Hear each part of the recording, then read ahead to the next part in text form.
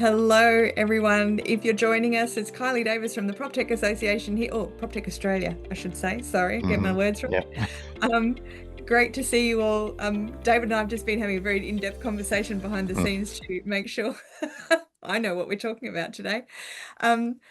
It's great to see some you joining the call. Please just I know, look, this is PropTech. I know everybody's very quiet, but if you'd like to just say where you're dialing in from, what PropTech you're from, we would love to see it in the chat. It's always nice to know who we're talking to.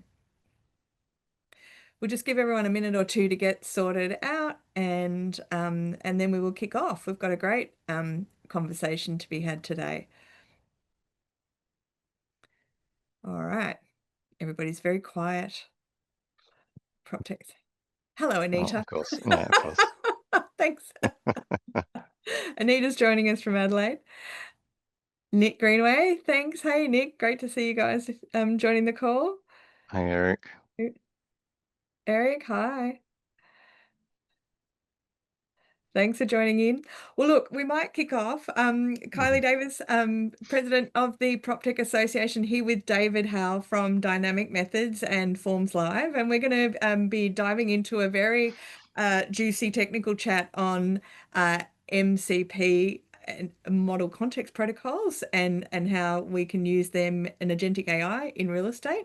But before we kick off, I would like to acknowledge the Wongal people of the Eora Nation, the land on which I'm on at the moment in Sydney, and recognise the traditional custodians of the land and pay my respects to elders past, present, and emerging. And David's dialing in from Adelaide, so any references to time you will see in this webinar, maybe half an hour behind. That's not the AI. But David, let's kick off. I want you to just kick off by explaining what is a model context protocol and why do PropTechs actually need to know about it. Okay, well, I'll start with the basics, and I'll give you a quick demonstration. So the way I think about AI, so just to start with, I'm very conservative on AI, but I think that the tools, and particularly around the model context protocol, will enable AI to really be very useful, more useful than it's ever been. And here's a great example, right? So here I'm using Claude at the moment, and I don't have any tools enabled. It's just Claude. So this is just a large language model. It has no access to anything outside of its own model. So if I ask Claude, what is the time? It's not going to know the time. In some cases, some of them will actually give you a time, but it'll be a prediction and no idea how it's reasoned for that. But in Claude's case, it says, I don't have access to real-time information, right? But if I enable a get time MCP tool, just do that now, and I say, what is the time? What it's going to do, it does 2 round trips. First of all, it sends a list of tools to Claude and says, hey, you've got access to all these tools. Claude will come back and say, actually, this tool, I want to use this tool. I feel like this is relevant to the context. You run the tool locally or remotely, in our case with MCP Server, send the result back to Claude, and then Claude will include that in its response. So you can see here, obviously half an hour behind, but yeah, it is correct, 12:35:26. It's 12:35 in Adelaide, everyone who's on the call from Melbourne, Sydney. Yes. So glad it's not daylight savings in Brisbane. So that's the thing. So large language models by themselves have a limited scope. Then you add knowledge base on them through RAG, and then they have a better ability to reason. But without tools, they can't actually do anything. Okay, so a lot of people probably in this chat would be used to coding with AI, and the term is vibe coding, where you will have another window open and you'll be asking AI to come up with code, and you will literally copy and paste into your project, rather than agentic AI, where AI can actually autonomously do things with the tools that they've got. So not all large language models support this either. So if you need to make sure that large language models can support the tools function, not just MCP, not MCP, but tools. So things like Gemma from Gemini doesn't actually support tools, but all the major open source and all the major closed source ones do. Right. So just give us a little bit of a background on MCP. It's an Anthropic tool who are the guys that make Yep. Claude, but does that mean it's locked in, you can only do stuff with Claude, or what's the No, broader so of it? so Anthropic came out with the Model Text Protocol specification last year, and I kind of monitored it and checked it out. I thought, well, it's got a lot of potential, and it was when the models were coming out with tools and the ability to um, take JSON and expect it back and things like that. But there was no standard protocol for these tools. Each LLM was doing their own thing. OpenAI was, etc. Now, what happened was MCP came out, and the open source community really jumped on board because it gave them a standard that they could work towards. But of course, it's a protocol, it's a specification, has a client and a server. So you really needed both. You need the servers before you can do the clients, and then once you got the servers, you need the clients. I wasn't sure whether it was going to take off. However, it's particularly this year, all major AI companies have jumped on board and are now collaborating with Anthropic to improve and support the specification. So right now, if you use Gemini, you can use MCP tools. If you Yeah. use ChatGPT through their API, you can use MCP tools. Obviously Claude, and there's a whole suite of open source projects, libraries, frameworks, which support it as well. So what we're seeing here in real time, I guess, is the development of a protocol or standards or, guardrails for how to Yep. create tools and code that's informing AI and telling it what to do. Is that correct? Effectively, yes. Yeah, and that's the thing. So the way I treat AI is like they're like the apprentice. So they know a lot of information, but they may not know how to use it. So the advantage of MCP and the specification is you can provide a set of tools to AI along with various explanations, prompts, resources, and another option called routes, where you can give it kind of the guardrails or the guides on how to use these tools, as opposed to just giving it a list of tools and expecting it to work it out. And I think that's the big difference, and that's where the MCP protocol or the protocol really has the power in that I can build tools for third-party developers like the prop tech industry for them to use, and they can have some confidence that the AI will use the right tool at the right time. Yep. Going back to the apprentice scenario, Yep. it's Not use the very, sales very tool for different. the rental thing or whatever. Correct. Yep. Okay. Okay. How do you see agentic AI? Everyone's talking about agentic AI now. It's kind of the flavor of the month. We've moved away from just Mhm. AI to agentic AI. But how important do you see it becoming in the real estate space? Look, I think, as I said earlier, I'm very conservative on AI, always have been. I think it's great for things like coming up with documentation, marketing plans, things like that, where it has a lot of information. Coding, it's very good, but it's kind of the vibe coding that everyone's doing at the moment. But the agentic AI and the ability now through tools and specifically through data standards like MCP, you can start to build autonomous AI that can assist and make things more efficient. So Yeah. now that's very generic, but think about, so obviously we're building these tools for ourselves as well. So we are a company that dog food our own technology. So the Oh, we say API drink your own champagne. We don't say eat our own dog food. That's terrible. sorry, okay, yeah.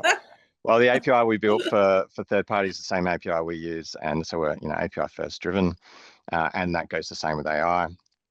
So we're building a Forms Live assistant, and our primary goal is to make our customers more efficient, which has always been our goal. Hmm. And We can do that various ways. The first way is with these tools that we're building is around giving AI the ability to analyze and report back to customers on what's happening with their forms. And you couldn't do that. You couldn't do that before, before these tools came out. Right. Because I saw an ad for Salesforce, like while I was walking down past Barangaroo yesterday, and it basically said, that the Salesforce agents is that this is what AI was supposed to be, that these are the little, bots that run around and do Hmm. things for us. So what I just want to get clear on, so we've got, and apologies for the really techno guys on the call if I'm being a little bit slow around it, but we've got the protocol that's giving us the guidelines and the sort of standards to write to, but then it has to sit on top of a data set or an API, I'm assuming, of some kind. And so what you guys are proposing, or what you guys have set up at Forms Live, is that you've got the Anthropic MCP sitting on top of your API. And so what's the benefit to other prop techs in being Yep, involved in creating tools around that? Like, is that, yeah, what's that benefit? yep. So And the the answer to that is at the moment anyone could build an MCP server on the top of an API. hmm And I suspect some are doing it, and they're probably doing it through tools as well, just through other means. So, for example, through Gemini, I have a different set of tools, and they're consuming our API already, but using it in an AI scenario. And what I want to do is discourage that, and I'll rather than go through the MCP server, because what we are doing is we're building endpoints for AI, which will be far more useful for you, as opposed to you having to try and um, provide the context to the AI around some of the API endpoints we have available. So for example, with forms, like you get a list of forms through our API, what we're providing through the MCP server is the same ability, but with more context around what the data returned is and how it looks and what that means. So then AI can understand that and make a better decision or provide a better experience. So what's in it for the industry is really it lowers your risk of doing something through the Forms Live platform that you didn't want the AI to do. So we can yeah, help right. Okay. build those guardrails you were saying before to make it easier to implement AI and with the use of tools with Forms Live. So I guess we're kind of at a observation point that in the past, the way that the road that prop tech has gone down is that people have worked out how to do something, and then in your own prop tech, you've gone off and invented it for your own prop tech, and therefore we've seen Mhm. replication of capability created a million times across, or 165 times across the industry. And so what we're kind of recognizing as an industry too is that, well, if we all called our data the same thing, we could actually start to speed up how we iterate things. And I guess what you're saying is that we've got the MC protocol sitting at the top. You've got that connected to an API underneath that. But what you're doing is building that bit in the middle that is saying, okay, so if you're going to use our API with these things, this is what the translation layer or whatever. So Yeah, you use this yeah. rather than trying to invent your own translation error and then come up maybe with something else. Correct, Yeah. correct. And Okay. Got it. um, yes, yeah, that's it in a nutshell. We're not telling you what AI to use. We're not telling you what models to use. We're not telling you how to implement things. We're just saying, here's the tools that we can give you so you can build what you need to build around agentic AI or autonomous tools and workflows and things like that. So I think people get very confused. People think AI is workflow, and I AI think isn't people work. think AI is magic, but yeah. Well, yeah, but that's the thing. Like you just throw it a list of tools, and it suddenly knows how to do everything, and that's not the case. Like you need to be very specific and give it a very narrow context on to stop it from getting out of control. You hear about Yeah. hallucinations and all those types of things. But yeah, Yeah. so that's we want to make that as easy as possible so that the whole point, this is why I love Proptech Australia is, you know, the people in it, they want to do innovative things, and I want to be able to provide the tools to be able to do those things. I don't even know what some of these, these tools that we're building. I'm sure there's someone out there who's going to build a really cool solution that we just have not even thought of. Yeah. And look, I just want to say to everybody who's watching, because I am conscious of my lack of technical expertise in this space, because I'm a bit more of a big picture girl. But if you've got any specific questions or you want to add something to the conversation, please pop it into the chat, and we'll definitely incorporate it in. So how do you? So I just want to go back to David though. So what are the sort of things that you see are possible by other prop techs using this, this translation Hmm. layer with the forms? Uh, What are the sort of things that you see are possible um, that would be beneficial to the other prop tech as opposed to forms like? Because at the moment it's like, oh, we built this and you should build it, because then it's not. I know that what you're trying to do is not sort of say this will benefit us. It's more that this will benefit the ecosystem and you can do stuff faster and off Yes. it. But I Yep. just want to dive into that. If I was another prop tech, what would the benefit to me be of creating um creating code off what you've built for First me? for you. Yep. So For me. I would hope that everyone in this webinar is at least playing around with AI, and looking at use cases potentially within their own business or their own solution. Um, and don't forget, Kylie, really, at the end of the day, these tools by themselves are useless. Mm, So that, unless someone's using them, they have no value. So yeah. this isn't really about, well, I mean, obviously, I want to be involved in those innovative projects that use cool technology to be able to provide really cool solutions, and I'm a developer at heart, so that's what I want to do. So yes, the selfishness part of it is that we'll be involved in that project, but also the great part of it is you don't have to worry about compliance, you don't have to worry about forms, and on top of that, we're then giving you these MCP server tools, which allow you to interact with Forms Live through an AI experience.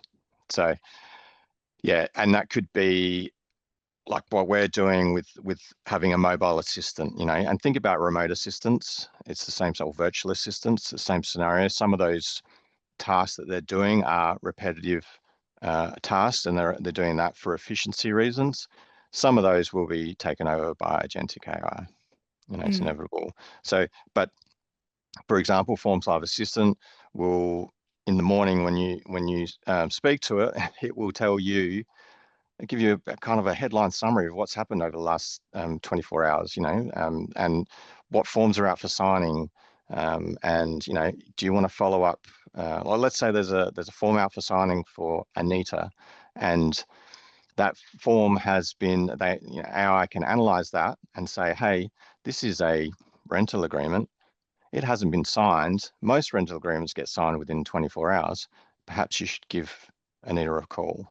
So you can see that, and AI can do that in, a matter of milliseconds, mm. and really improve your efficiency. So it's not about making you redundant or removing, that's about improving the experience. Yeah. So, well, I mean, we're getting to a place, I'm assuming in the very near future, where the ability for a sales agent to simply start talking to their phone and say, Yeah, tell me what I've got, not just what have I got on Siri, what's in my calendar, but actually, how many contracts have I got outstanding, yeah, who's overdue in terms of signing, like what do I need to pay attention to? And I guess we've seen that in AI in some degrees of like, well, here are the leads you should focus on, but you yeah. have to log into the Leads platform to do it. But I guess we're going to be seeing the And CRM that's systems or the exactly, yeah, assist like yeah, turning into major assistant sections, which are pulling yep, agentic AI from lots of different parts of a real estate agent's yeah. platform. Uh, Absolutely. And I, yeah, I hope I hope there's other prop techs out there who will adopt the protocol and provide tools as well, because once you start combining them, exactly that, you have a very powerful potential to to change the experience. And I think I agree. I believe long term the user experience will change dramatically, and that most interactions will be via verbal and audio and things like that. While you're, rather than having to, like you said, your assistant says, "Hey, do you want me to send this form to Kylie to sign?" And it's like, "Yes, please." And so it just goes and do it because it knows how to do it. Yeah, So because we do yeah. still have a really disjointed experience with AI. I mean, and I know it's very early days. I like, there's the Gemini inside my forms or my, document folder, which is different to the one inside a document, which is different to going into Notebook LM, which is different hmm to. And I hmm love how sometimes you'll be and you forget because they're all called Gemini. So you go and Mm. do something and it'll go, "Oh no, I can't do that." And you're like, Yep. "You did it Yep. yesterday." "Oh no, that was the other one." So have you got some? Eric's just asked a question. It's an Okay. interesting one. Yeah. So, sorry, we're going off script a bit. So basically, you heard of a scenario recently where a company like Uber released tools to book a ride, which allowed, "Hey Siri, book an Uber ride." Oh, sorry, wasn't talking to you. Um, Shush, Jimmy. yeah. Do you think the Uber business model as users no longer look? The big thing is what's happening with search right now. Everyone's using AI for search.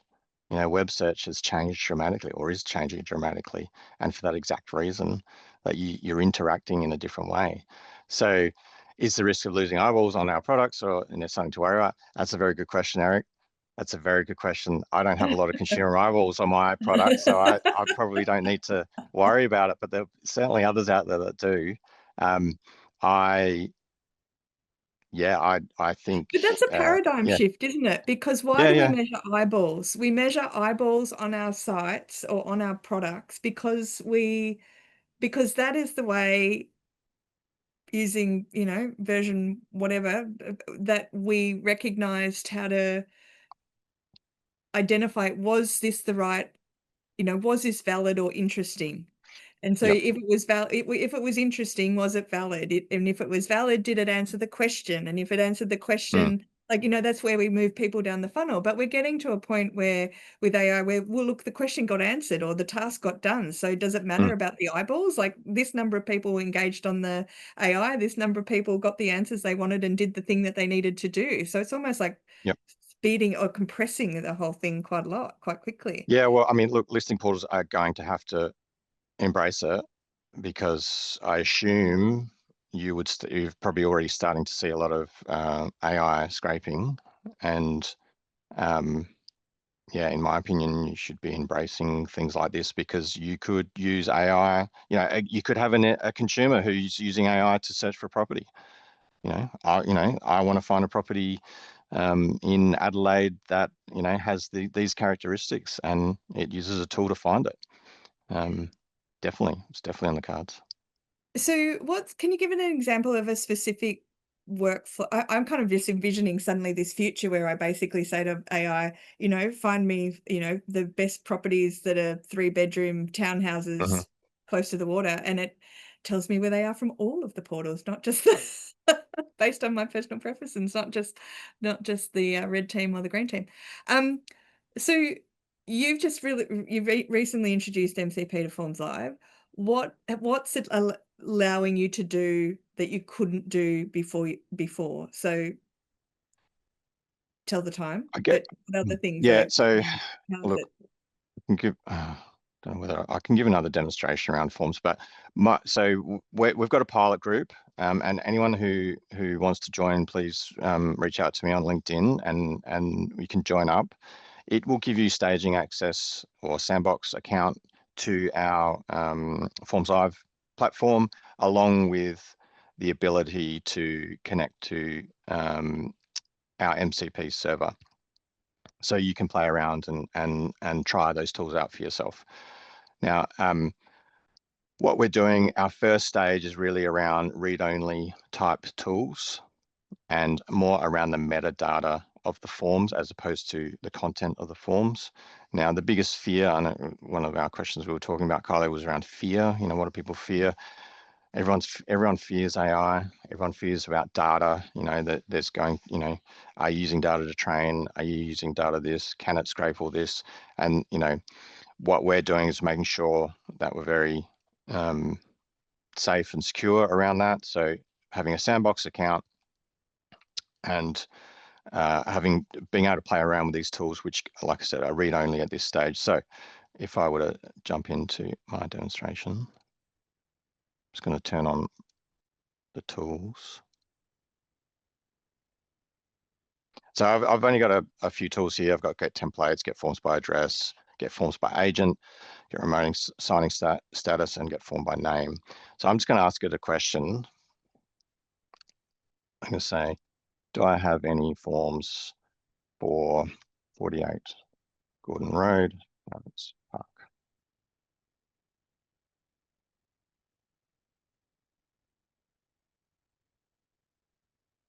Now, in a real workflow scenario, it's probably going to be telling you what's going on and asking you what you want it to do more than anything else. Of course. Yeah. Change the haiku. The joy of a live demo. Yeah. Let's try again.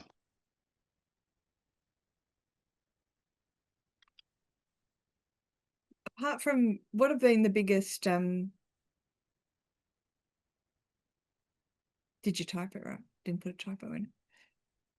There we go. So it's saying it knows it wants to use this tool, get forms by address. So yes, I found a form for 48 Gordon Road, Clarence Park. It's a sales authority created by David. It's been sent for signing. It's currently waiting for Anita and myself. I might ask Anita if she can sign it quickly. So the tool that you used there was the tool of get address or get form by address. Get form by address. So that we provide that tool to via the MCP server. So it knows, the AI knows, to successfully call that function, it needs this information, and this information is gathered by the user. It may already have it, or it might actually ask for more information. Right. So yeah. Anita's just signed that form for me. So Okay. I'll say, can you check again?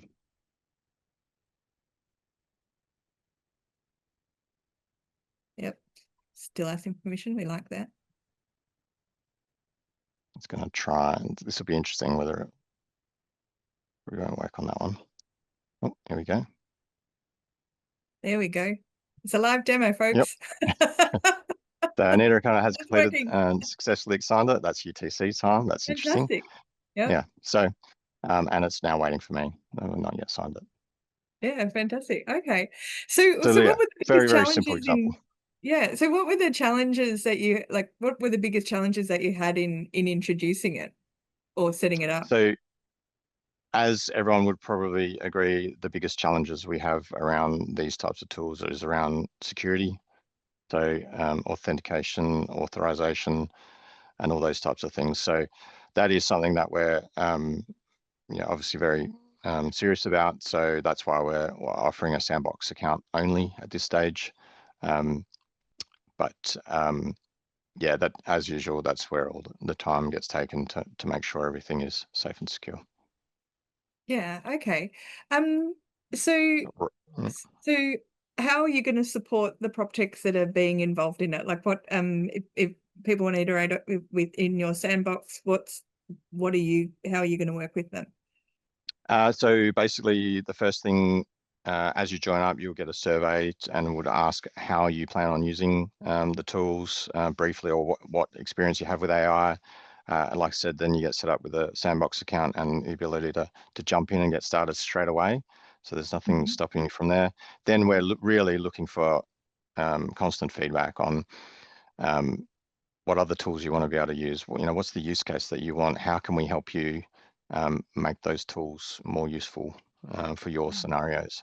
Because at the end of the day, if we do a good job from that point of view, then we'll have a good experience on both ends of it, from a developer's perspective and also from a consumer customer perspective.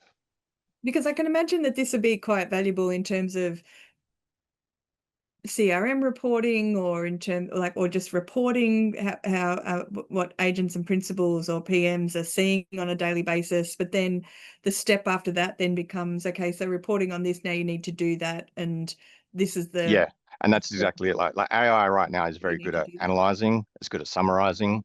and It's telling not you. not terribly good at math, but it's getting better at it. Um, Okay. so there's all these scenarios which they are currently very good at, and so you combine that with the use of tools, and it just changes it completely.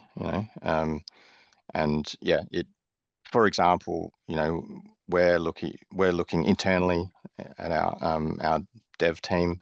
We're looking at autonomous tools to be able to analyze incoming support tickets, see if there's an issue, and be able to lodge a ticket into um, our repository. Things like that, which just help us give us efficiency gains. Like I said, it's very good at that type of role at the moment, Mhm. so we can do it, and we can do that all on premises. So you don't have to, your data's not leaving um, your premises, it's not leaving your computer if in some cases. And yeah, you're still getting that efficiency gain.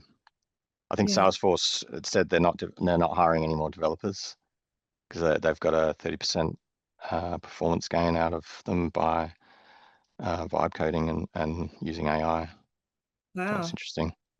Wow.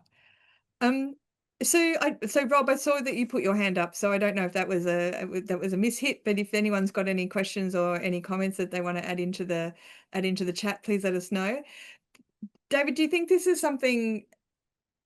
um do you think this is something that's only for smaller prop techs who are looking to iterate, or like do you see that it's something that big end of town could also be interested in? Look, I hope everyone's interested. To me, this is a level playing field. Um, I think you, if you're small and nimble, you probably have a bit of an advantage at the moment. The larger, the larger teams have a bit more paperwork to get through. Everyone's kind of afraid of AI from a legal perspective and things like that. So, and yes, it is certainly something we need to consider, but at the same time, we should be whether you like it or not, AI is going to be a big part of a tech industry, um, and you need to embrace it. Mm. And why not make use of it so it makes everything easier. So Well, yeah, I love this it's idea too that we're using this early stage to sort of try to come up with the protocols that actually get us yeah, all pulling in one direction rather than trying to, yeah. have a million different variations of the technology. Um, so what's your vision for the future of agentic AI, and how this will work with Forms Live, and how do you see it impacting the industry? Well, I think what Eric kind of touched on is spot on in that it's going to be less about eyeballs and more about interactions. And those Mm. interactions are probably from AI, but still driven from customers. So, in one way, a customer may never use Forms Live in the long-term future. May not know Forms what Live's it still is. there. There's still, Forms Live's still there, still providing compliant forms and all those the workflow around. For example, today I did a webinar for New South Wales around the termination notice. It's become very complicated. It's a real pain, but you have to do it, and you have to do it this particular way. So, but I can see that and the vision is that customers won't be actually doing those things. It'll be driven by AI, but actioned by customers. So to me, AI is a customer experience or a user experience. So it's a UX solution as opposed to just as opposed to it being something that uh, can come up with marketing plans and things like that. It's a way to interact with your device. And I guess one of the biggest complaints we have as an industry at the moment, not just in PropTech, but in all areas of our lives, right? Is that too many tabs are open on my computer for me to do? I need to understand all of these different programs and platforms in order to go about my day-to-day job. But I guess we're starting to move into that space where the number of pages I have open starts to go down because I've just really got my assistant there, and my assistant knows, well, my Agentic AI knows which pages or platforms need to be accessed and what tasks need to be done based on the request. Yes, I think you're right. I don't know if anyone uses ChatGPT and chats to them in the morning when you're driving to work or things like that, but you can have conversations with it, and it's very fluid, and you combine that with being able to do things, it becomes yeah, you're not you don't need to be in front of a screen. You don't need to be even looking at your phone. Moving I've got into my Star Trek yeah, territory, where you can got just my say, "Hey, Meta computer." glasses, and Yeah. I can talk to Meta, and I can ask it, all these things. So, um, yeah, it's definitely going to be interesting. Well, we do have another question. Yeah.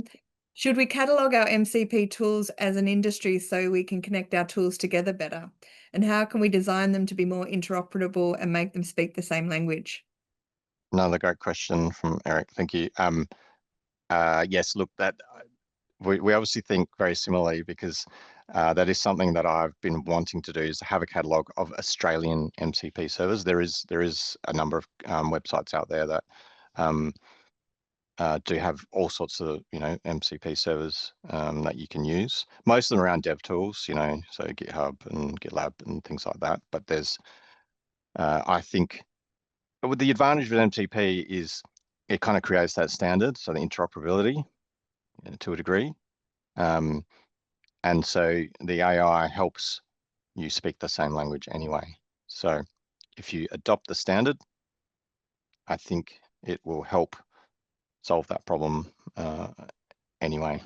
But I'll be very interested to know. I mean, has anyone? I don't know if anyone in this webinar are they looking at creating MCP servers?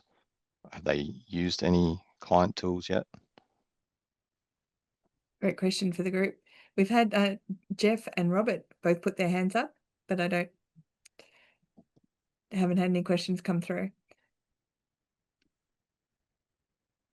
Well, look, Yeah, David, it's how do we reach out to you? How do the guys reach out to you if they've got um, questions to follow up? please just hit me up on LinkedIn. I think it's probably the easiest way, and I'll get you on the pilot if you want to be, or happy to chat about this anytime.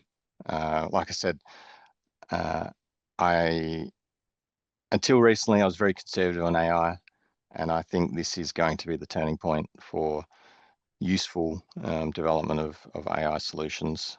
Um, and yeah, I would love for the PropTech industry and PropTech to Australia to kind of help drive it, and not put things behind paywalls, and allow the innovation to happen as opposed to trying to control things. Yeah. And another, apart from the privacy, it's a big one, but are there other risks that you see that we need to be mindful of? Look, it's in my opinion, it's no different to, say, providing an API. You are giving the ability for someone to interact with your platform. There are things you need to make sure you've got working very well out of box, like throttling, API throttling, because AI can do things a lot faster than humans. So you Mm. don't want them to, accidentally hit an endpoint a million times, which, incurs costs and things like that. But outside that, I believe that it is very similar to the API scenario. So, the usual things. And which is why we have a pilot to start with as well, to make sure that we're all using it for the right purposes and the right reasons. Cool. Well, guys, thank you so much. If we haven't got any other questions or comments, thanks for a great conversation, David. Using the MCP or the MC protocol, I'm conscious if I say MCP protocol, Yeah, it's tautology. yeah, Um, but coming up with having some common standards and guidelines around how we're using it in this space, having that translation layer sitting over the top of an API. And if you're looking for a place to sort of start to experiment with this, how big is Forms Live, David, and REI Forms? How big is your market share that and the number of forms that you've got going through your system? Nationally, we're doing around about 800,000 forms a month at the moment, Okay. and that's still growing. And I think we're at between 7,000 and 8,000 agencies using our platform. So, yeah, a That's a lot. hell of a lot. That's a hell of a lot. So you've got a good Yeah, data, you've got a good API data set that's sitting. I think there's a lot of potential around CRM integrations, CRM, things like that, and obviously with the listing portals as well, how we could really fundamentally change how our customers use our platforms. Well, any kind of workflow automation that's requiring a form or a contract, right? Yeah, absolutely. I Yep. mean, any interaction, in my opinion, there is potential for it. Which ones are useful, or which ones give the most efficiency, I guess is the question. But yeah, obviously with forms are a pain in the ass, and that's why we exist. We Here's try your and make it as technical easy thing. as Yes, we make it as easy as possible so that you don't have to worry about. And when I say you, I mean the prop tech Okay. in industry, because and that's I really enjoy being a part of the prop tech industry and Proptech Australia, and talking to like-minded people. Awesome. Well, look, guys, if you've got any further questions, reach out to David. And thank you so much for being part of our PropTech Spotlight. We are going to be doing more of these. So if anyone on the call has got an idea around, this is where we can really geek out on the technical stuff. It's where we can discuss issues around data, AI, APIs, privacy, AML, cybersecurity, all the sorts of fun things that are going on at the moment. So if you've got a topic or an issue that you really want to see us discussed, and you want to bring some stuff back and share it with other people in the industry, please reach out to me. That would be great.